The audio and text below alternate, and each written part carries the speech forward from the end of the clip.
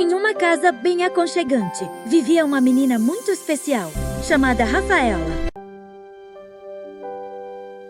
Mas o que ela mais amava no mundo era sua gatinha tricolor, a linda Manu.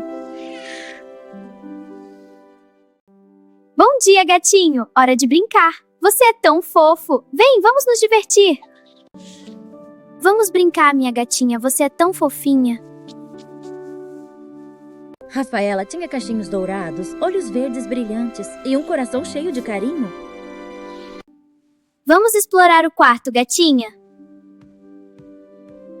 Um dia uma coisa estranha aconteceu. Os olhinhos da Manu começaram a brilhar intensamente. De repente, um brinquedo começou a flutuar devagarzinho no ar. Minha gatinha Rafaela mágica, ficou você é mesmo encantada. especial, Naquele Manu. momento, Rafaela entendeu. Sua gatinha não era uma gatinha qualquer. Manu era uma gatinha mágica. E aquela era a primeira de muitas aventuras das duas.